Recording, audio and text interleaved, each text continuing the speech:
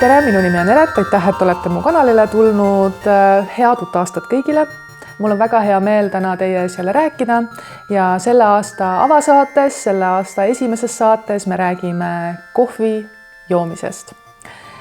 Kohv on selline tore jook, mida juuakse hommikuti, lõunapausidel, mõnikord ka varajastel õhtutundidel, eriti siis, kui on vaja energiat, on vaja ergutust, on vaja mõtteselgust, näiteks mõne projekti kallal töötades on tore teha kohvipause, minna kolleegidega arutada, rääkida ja siis tulla teemade juurde tagasi ja kõik laabub iseenesest, mõtteid muudkui tuleb ja asjad lahenevad.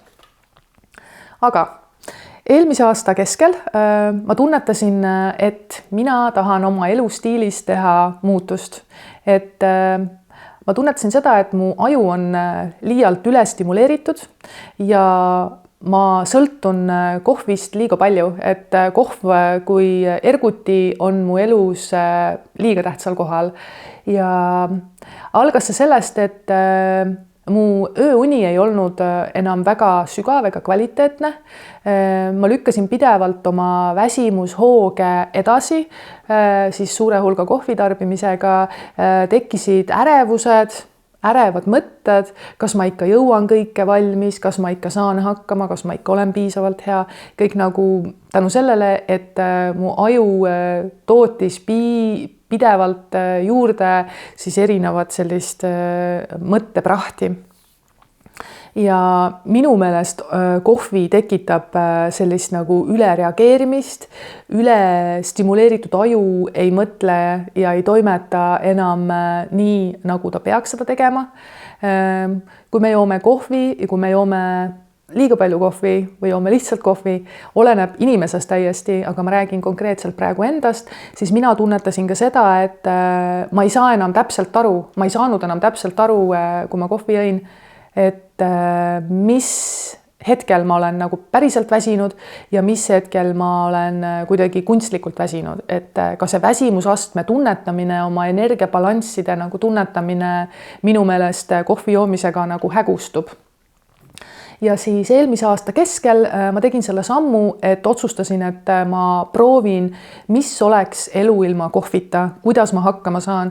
See tundus mulle täiesti ilmvõimatu nagu otsus ja samm esialgu, et mina, kes ma olen eluaeg kohvi joonud, 2-4 tassi musta kanget kohvi päevas, kes ma seda nagu nii väga armastasin, siis ühel hetkel lõikan selle nagu enda elust välja, et see pole võimalik, ma ei ela seda üle ja mul tekib nii tohutu võõrutus, et need peavalud ja need kõik need asjad, millest on nagu räägitud. Aga ma olin lugenud, et on 2 sorti meetodeid kohvi joomise lõpetamiseks. Üks on siis külmmeetod ehk siis jätta nagu kohvi joomine maha päeva pealt, et sa ühel päeval jood ja siis järgmisel päeval absoluutselt ei joo, viskad kohvipaki minema. Aga mina otsustasin, et ma teen seda järk-järgult, samm-sammult siis aeglase vähendamise meetodiga. Ehk siis ma võtsingi sellise 4-nädalase programmi, kus ma esimesel nädalal vähendasin kohvi joomist lihtsalt 2 tassilt hommikul 1, kõik väga lihtne. Järgmisel nädalal ostsin selle Lavazza kofeiinivaba kohvipurgi ja jõin kohvi siis niimoodi, et 1 tass tavalist kohvi ja teine siis seda kofeiinivaba kohvi niimoodi järk-järgult juba nagu hajutasin ja sulatasin seda võõrutust. Midagi erilist ei tundnud, aga võib-olla natukene oli sellist väsimust nagu rohkem või nagu, et keha ja aju ei saanud oma kofeiini doosi enam sellist kätte, nagu ta oli harjunud. Aga peavalusid ja selliseid raskeid mingeid migreenihooge asju mul absoluutselt ei olnud, millest ma nagu olin lugenud ja mida ma natuke kartsin ka, et kuidas ma nagu oma päevatoimetustega nagu jätkan, kui mul mingid tohutud peavalud on, seda ei olnud. Aga jah, et kohvi on sõltuvus nagu minu meelest ka füüsiline ja vaimne, et põhimõtteliselt ka see, et ma olin nagu harjunud istuma ja seda kohvi nagu nautima ja jooma ja siis ühel hetkel see nagu vähenes ja see tekitas sellist nii vaimset kui füüsilist natukene sellist nagu frustratsiooni. Aga ma hoidsin kogu aeg seda meeles, et ma testin ja katsetan ja vaatan, kuidas see läheb, kuidas ma käitun, mis mu keha teeb. Et see oli ka nagu selline natukene selline põnev eksperiment endaga. Sai kätte siis 3. nädal ja see oli kõige raskem, kus ma vähendasin kofeiini põhimõtteliselt nullini. Teatavasti see kofeiinivaba kohvi Lavazza oma sisaldab mingi 0,0%, 0,01% siis kofeiini, mis on ilmväike selle kõrval, mis ma olin nagu enne tarbinud. Ja 3. nädalal ma läksingi puhtalt selle kofeiinivaba kohvi peale üle. See on hea toode, see Lavazza kofeiinivaba kohvi, sellepärast, et ta on väga hästi nagu tehtud. Ta on põhimõtteliselt täiesti tavaline kohv, lõhn, aroom, konsistents, kõik on nagu tavalisel kohvil, aga ta ei sisalda siis kofeiini. Ja ma ütlen, et sellega pettis nagu keha päris hästi ära ja aju, et see rutiin jäi nagu samaks, see hommikukohvi joomine aroomide ja selle rituaaliga, aga mis oli, puudus kofeiini ergutav mõju. Ja 3. nädal oli sellepärast ka raske, et kofeiin jäi täiesti välja ja ma ühel hetkel olin nagu niimoodi natuke nagu puuga pähe saanud. Kui ma selle peale ei mõelnud võib-olla, et mul ei ole enam kofeiini, mis nagu juurde tuleks kehasse, siis see ei olnud võib-olla nii raske, aga kui see nagu ühel hetkel meenus ja ma kuidagi instinktiivselt kas või kuskilt tanklast mööda sõites või et haaraks nagu kohvi järele.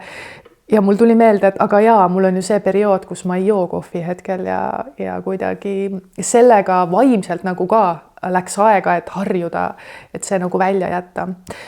Ja tuli ja saabus kätte siis 4. nädal, kus ma põhimõtteliselt selle kofeiinivaba kohvi Lavazza oma lihtsalt tarbisin lõpuni selle paki ja ei ostnud uut. Ja olingi nüüd küsimuse ees, et mis ma edasi teen, mida ma edasi hommikuks siis juua kavatsen, sest mul on alati meeldinud hommikul sooja jooki juua ja putru või mingit sooja sööki süüa, et hommik on alati alanud nagu sellise soojusega, et keha mitte nagu väga traumeerida ega üles ehmatada külmaga. Ja ma leidsin endale melissi teed, samuti kummeliteed ja üsna pea leidsin ka poelettidelt kibuvitsateed, et nad kõik on sellised väga leebed ja malbed nagu teed. Ja nad on siiamaani mu menüüs ja hommikukavas nagu kirjas ja põhimõtteliselt ma olen kõige rohkem jäänud nüüd kummelitee peale. Et nii kummaline, kui see ka ei ole, et pool aastat on möödas ja enne seda, kui ma kohvist loobuda kavatsesin, seda mõtet nagu enda peas veeretasin, siis see tundus mulle täiesti võimatu, et miks ma seda tegema peaks, miks see nagu, see on täiesti ebaratsionaalne otsus, et jätta kohvi välja, et nii oluline element mu päevakavast on ju. Ja kui te nüüd küsite, et ikkagi, mis siis nagu muutus, mismoodi ma ennast nüüd tunnen võrreldes sellega, mis ennem oli, siis kõige olulisem muutus ongi see, et ma tajun palju paremini oma energiat, oma energiaressursse ja seda, millal ma nagu päriselt väsinud olen ja millal mul päriselt pausi vaja on. Kui ma kohvi jõin, siis väsimuse korral päeva keskel ma jõin kohvi, ehk siis lükkasin väsimust edasi ja see kuhjus ja niimoodi nagu aastaid. Ja ma tajun seda nüüd palju paremini, ma puhkan ööunega palju paremini välja, ma tajun ja mul on palju parem kontakt oma kehaga, ma suudan kontrollida oma mõttetegevust, ma ei võta mingit mõttevoolu või mõtte sellist prügi, mis ikka aeg-ajalt ju tuleb mõttevooluna. Tõsiselt ma nagu teen selget vahet nagu õigel ja valel mõttel, mis mind nagu siis püüavad. Ja üleüldse palju selgem ja tugevam selline mentaalne pool ja füüsiline täpselt samamoodi, et kui sa tajud, millal sa täpselt väsinud oled, siis sa puhkad, mitte ei joo kohvi või mingit energiajooki peale, et väsimust edasi lükata. Et ongi, et see puhkamise tase, mõttetase, mis on selgem, kus ei ole enam ärevaid mõtteid ega mingit segavaid ega totaalselt mingit null infot, mis ei aita sind nagu mitte kuidagi, seda ei ole, et see ärevuse nagu moment on ka väga oluline, et ma tean, et paljusid nagu see kummitab, mitte nagu ärevuse häirena, vaid lihtsalt nagu teatavad ärevad mõtted, mis tegelikult on üle stimuleeritud aju siis produkt või tulemus, et tegelikult ütleme sellises, ma nimetan seda nagu nullpunktiks, et kõige ideaalsem ongi see nagu see telg, kus me oleme iseenda nagu nullpunktis, mitte nagu miinuses ega plussis, ehk siis nagu miinuseks ma nimetan seda poolt, kus on nagu sellised nagu ärevad mõtted, negatiivne maailmapilt, no kohati on ju, lööb sisse siuksed noh, alaväärtuslikud siuksed tunnetused, et kas ma ikka olen piisavalt hea ja mingid sellised kahtlused, see on seal miinuspoolel.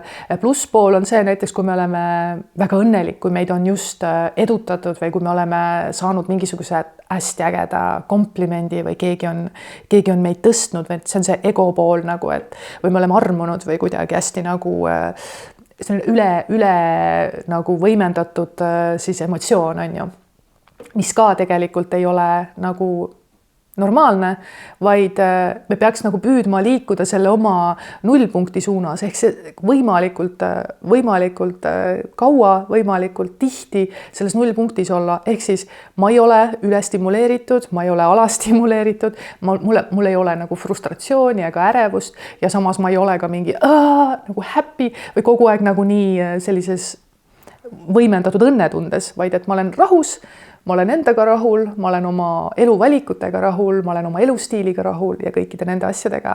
Et seda ma nimetan selleks nullpunktiks. Ja just kohvi ärajätmisel oma elustiilist ma tunnetan iseenda nullpunkti nagu palju paremini. Ehk siis ma saan aru, kes ma olen, mis ma tahan, millised on minu mõtted, millised on teiste omad. Me elame nagu nii üle stimuleeritud ajajärgul, kus meil on informatsiooni nagu tohutult palju ja tegelikult peaks igapäevaselt inimene tegelema sellega, mida ta võtab ja mida ta jätab. Ehk siis nagu vähem on rohkem, mitte, ta ei tohiks sõltuda nii palju välisest ja nii palju võib-olla välistest ärritajatest võib-olla, kui ta sõltub.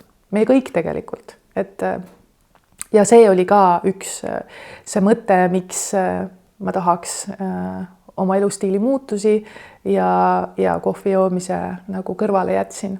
Ma ei ole siiamaani kahetsenud, ma ei ole pidanud kordagi mõtlema, et miks ma seda tegin, et see on täiesti mõttetu otsus. Minu meelest on see just väga nagu tore otsus, selline väike nagu töövõit nagu enese, siis ütleme distsipliini suhtes ka, et näed, et sain hakkama mingisuguse asjaga. Ja mis ma veel nagu öelda tahaks, on see, et me tihti mõtleme ka seda, et on nagu see, et mida ma vajan ja mida ma tahan. Et tihti see, et mul oligi see, et ma tahan kohvi, mul on seda nagu tegelikult ei olnud mul seda vaja, et kuidagi, et kohvi joomine on sihuke üks selline harjumus, mis tegelikult on selles tahtmise valdkonnas, aga tegelikult mida mul vaja ongi, mul on vaja harmooniat, mul on vaja head läbisaamist endaga, head enese kehatunnetust, mõtete kontrolli ja juhtimist. Mul ei ole vaja ülestimuleeritud aju, mis mulle saadab signaale, et kiiremini, rohkem, paremini, kiiremini, rohkem, paremini. Mul on vaja seda, et ma teeksin kohe kõik õigesti ja oleksin selge mõttevõimega, mitte ei rapsiks nagu üle. Ja ma olen väga rahul. See otsus kohvi välja jätta, kofeiin välja jätta oli väga õige. Ma ei räägi seda, et kohvi on vale või paha või kuri, et igaüks otsustab seda ise. Lihtsalt ma tean, kui paljudel inimestel on kofeiinisõltuvus nagu päevakorral ja kui paljud ise seda tegelikult üldse ei adugi. Et lihtsalt ma olen nii palju näinud inimesi kõrvalt, kuidas nad kurdavad väsimust, kuidas nad kurdavad seda mõtte nagu hägu ja noh, ma ei ole neile seda muidugi hakanud siin, nagu ma teile täna räägin, õpetust nagu jagama, aga ma nagu enda peas olen mõelnud, et kindlasti sellisel suurtel väsimushoogudel ja mõttehägususel on väga suur roll kohvi joomisel. Et kui me ei lükka oma väsimusastet enam edasi, kui me tajume selgelt oma piire ja energiaid, siis on kõik ju väga lihtne. Aga väga keeruline on paljudel seda teha, sellepärast et meie peades on uskumus, et ei, mina sellega hakkama ei saa, mul ei ole seda võimekust isegi proovida nagu kofeiin välja jätta, et mul hakkab kindlasti paha või mida iganes, siis uskuge mind, see tasub proovimist, sest see maailm, mis pärast avaldub, kui see on ületatud ja kui sa oled aru saanud, et ahaa, mul ei olegi seda tegelikult vaja, nii nagu ma arvasin, et mul vaja on, siis see on väga värskendav teadmine, aru saada seda, et ma eksisin. Igal juhul proovige, kellel on mõtteid oma elustiili muudatusi teha, kellel on soov oma ööuni paremaks muuta, kellel on soov vabaneda ärevatest mõtetest, segavatest mõttemüradest, siis soovitan kofeiinivaba elu. Mina olen elus, mina olen õnnelik ja rahul, mina seda tegin ja katsetage, kellel on mõtteid, andke teada, kirjutage mulle ja uues YouTube'i saates juba uued teemad. Igal juhul suured tänud, et vaatasite. Likeige, subscribeige, kellele video meeldis ja kuni järgmise korrani. Tšau!